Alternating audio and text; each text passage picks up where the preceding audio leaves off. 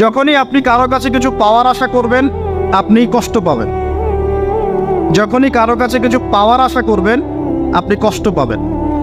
কারো কাছে এত বেশি পাওয়ার আশা করবেন না। কার কাছে পাওয়ার আশা করবেন? আল্লাহর কাছে, যে আমি এই কাজটা করছি, আল্লাহ আমাকে পুরস্কার দিবে ইনশাআল্লাহ। আমি আত্মীয়তার সম্পর্ক বজায় রাখছি কেন? আল্লাহর কাছে রিজিকে বরকতের আশায়, আল্লাহর সন্তুষ্টির জন্য। মনে রাখবেন প্রিয় ভাইয়েরা, আমল কবুল হওয়ার শর্ত মোটামুটি তিনটা। কয়টা?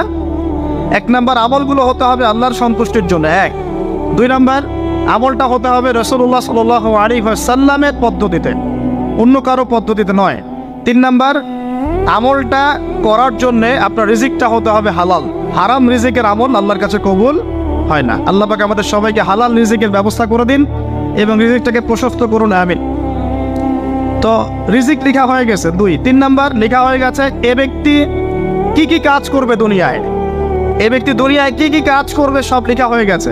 এখন যদি একটা চোর বলে যে আল্লাহ পাক আমার তাকদিরে লিখেছিলেন যে আমি চুরি করব, তাই আমি চুরি করেছি। এখন যদি একজন ধর্ষক বলে আল্লাহ আমার তাকদিরে লিখেছিল যে আমি ধর্ষণ করব, তাই ধর্ষণ করেছি। এখন যদি যারা এই জনগণের কিছু সম্পদ আত্মসাৎ করে খেয়ে ফেলছে, তারা যদি বলে আল্লাহ তাকদিরে লিখছিলেন জন্যই দুর্নীতি করেছি, তাহলে কথাটা কি হবে? গ্রহণযোগ্য হবে?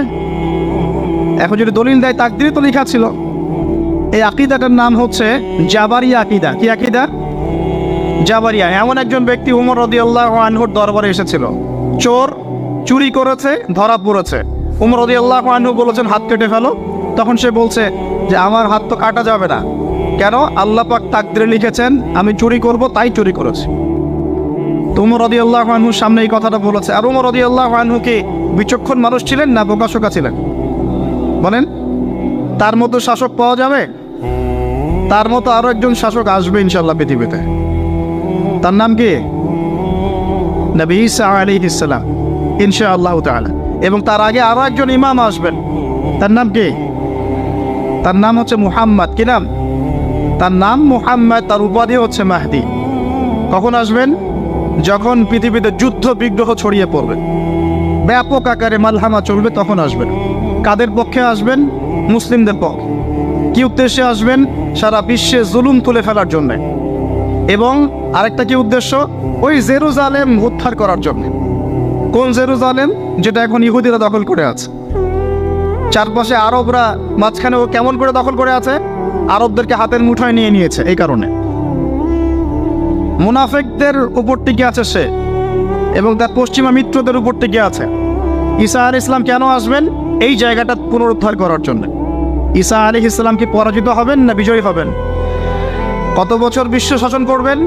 40 বছর। এগুলো হবে বিশ্বে, এগুলো হওয়া এখনো বাকি আছে। আরো কি হবে? মুসলিমরা কনস্ট্যান্টিনোপল আবার জয় করবে। এই কনস্ট্যান্টিনোপলের মধ্যে ফিতনা দেখা দিবে অচিরেই, মুসলিমরা ওইটা আবার দখল করবে ইনশাআল্লাহ তাআলা। আরো কি হবে? বললাম ভূমিকম্পের বছরগুলো আসবে সামনে, এবং মুতায়নুন শাদীদ, মহামারীও আসবে। আরো কি? বড় বড় 3টা ভূমিকম্প বাকি আছে এখনো। আগে বলেছি লেকচারে, একটা পৃথিবীর পূর্বে, একটা পশ্চিমে, একটা মাঝখানে। এগুলো এখনো বাকি আছে। বিশ্বে অনেক কিছু হওয়া এখনো বাকি আছে। এখন যা দেখছি এগুলোই সব না, এগুলো চলে যাবে। সময় কি হবে? চলে যাবে। আরো নতুন সময় আসবে ইনশাআল্লাহ তাআলা। আমাদের দায়িত্ব কি? আমাদের দায়িত্ব পরিস্থিতি বুঝে দিন ধরে রাখা, আমল করা এবং মানুষকে দিনের দিকে আহ্বান করা। আমরা যদি দায়িত্ব পালন না করি তাহলে কি হবে? আল্লাহ পাক আমাদেরকে সরিয়ে দিয়ে নতুন কওম নিয়ে আসবেন। আল্লাহ পাক সূরা মুহাম্মাদে বলেছেন ওয়াইন তাতাওয়াল্লাউ, তোমরা যদি মুখ ফিরিয়ে নাও, ইয়াস্তাবদিল কওমান গায়রাকুম, আল্লাহ পাক নতুন কওমকে তোমাদের জায়গায় স্থলাভিষিক্ত করবেন। সুম্মা লা ইয়াকুনু আমসালাকুম, তারা তোমাদের মতো হবে না, মানে আমাদের মতো অপদার্থ হবে না। তোমার বিজয়ের শর্ত কি? আল্লাহ সূরা মুহাম্মাদেই বলেছেন ইন তানসুরুল্লাহ ইয়ানসুরুকুম, তোমরা আল্লাহর দ্বীনকে সাহায্য করো, তবেই আল্লাহ তোমাদেরকে সাহায্য করবে। ওয়া ইউসাব্বিত আকদামাকুম, তোমাদের পা আল্লাহ দৃঢ় করে রাখবেন। আমরা আল্লাহকে সাহায্য না করলে আল্লাহ পাক আমাদেরকে সাহায্য করবেন না। সিম্পল। আল্লাহ পাক সূরা রাদের মধ্যে বলছেন ইন্নাল্লাহা লা ইউগাইয়িরু মা বিকওমিন হাত্তা ইউগাইয়িরু মা বিআনফুসিহিম, আল্লাহ পাক কোনো কওমের অবস্থা ততক্ষণ পরিবর্তন করেন না যতক্ষণ না সেই কওম তার নিজের অবস্থার পরিবর্তনের চেষ্টা করে। তাহলে আমাদের পরিবর্তন কেন হচ্ছে না? কারণ আমরা নামাজ ছেড়ে দিয়েছি। 90% মুসলিমের দেশে কত পার্সেন্ট নামাজ পড়ে চিন্তা করে দেখবেন। আমরা কোরআন ছেড়ে দিয়েছি, 90% মুসলিমের দেশে কত পার্সেন্ট বিশুদ্ধ করে কোরআন তেলাওয়াত করতে পারে একটু খোঁজ নিয়ে দেখবেন। কোরআন শুমারি করে দেখেন, নামাজ শুমারি করে দেখেন, তাহলে বুঝতে পার। আর যারা কোরআন পড়তে জানে তাদের মধ্যে কত পার্সেন্ট কোরআনের অর্থটা বোঝে, এটা আরো বড় বিষয়। তারপরে আবার কারা মেনে চলে, এটা আরো বড় বিষয়। আর আমরা কতজন মানুষ দিন ইসলামকে সামগ্রিক দিন হিসেবে মানি, এটাও একটা বড় বিষয়। আমরা মানি ঠিকই, আংশিক আংশিক। যেমন ইবাদত বন্দেগীর জীবনে মুসলমান, অর্থনৈতিক জীবনে গিয়ে আবার সুদখোর, এমন না বিষয়টা?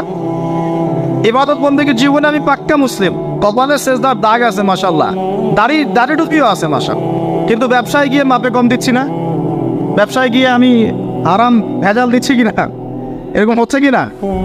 হচ্ছে। কিন্তু সে কিন্তু মুসলিম এবং নামাজও পড়ে।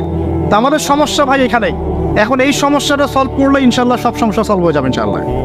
সমস্যাটা কি? আমরা ইসলামটাকে আংশিকভাবে মানি, পরিপূর্ণ জীবনে ইসলাম বাস্তবায়ন করতে পারছি না। আমি আপনি হয়তো কেউই পারছি না, ফখর করলে বলার নাই যে আমি খুব পারছি, আসলে আমিও পারছি না। কারণ এই যুগে এটা পারাটা খুব ডিফিকাল্ট। এই যুগে পারাটা কি খুবই কঠিন, কিন্তু এটাই তো এই যুগের চ্যালেঞ্জ। নবীজি বলেছেন তোমাদের সামনে এমন যুগ আসছে যে যুগে ঈমান ধরে রাখাটা হাতের মধ্যে আগুন ধরে রাখার মতো হবে। তবে সুসংবাদ ওই যুগে তাদের জন্যে যারা আমার সুন্নতকে আবার জীবিত করতে পারবে, যে আমার মৃত সুন্নতকে জীবিত করবে, আল্লাহ পাক ভালোবাসেন কিনা? তাহলে এই পুরো মহাবিশ্ব সৃষ্টি করে আল্লাহ পাক কি মহাবিশ্বের মধ্যে ভালোবাসা ছড়িয়ে দেন নাই?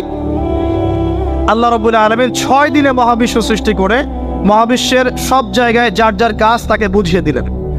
কোন গ্রহ কি কাজ করবে, কোন সৌরজগৎ কেমন করে চলবে, দুনিয়া কিভাবে ঘুরবে, সূর্য কিভাবে উঠবে, চাঁদ কিভাবে আসবে, কোন মাখলুক কি কাজ করবে, ফেরেশতাদের কাজ কি হবে, ইত্যাদি ইত্যাদি। আল্লাহ পাক সমস্ত কাজ বুঝিয়ে দিলেন। সূরা আলিফ লাম মিম সেজদা, হামিম সেজদার মধ্যে আছে, পড়ে দেখবেন। আল্লাহ পাক পুরো মহাবিশ্বের দায়িত্ব বন্টন করে দিলেন। এবার আল্লাহ রাব্বুল আলামিন কি করলেন শোনেন। আল্লাহ রাব্বুল আলামিন বলছেন, এই পুরো মাখলুক কায়নাত সৃষ্টি করার পর আল্লাহ পাক তার রহমতকে 100 ভাগে ভাগ করলেন। কত ভাগে?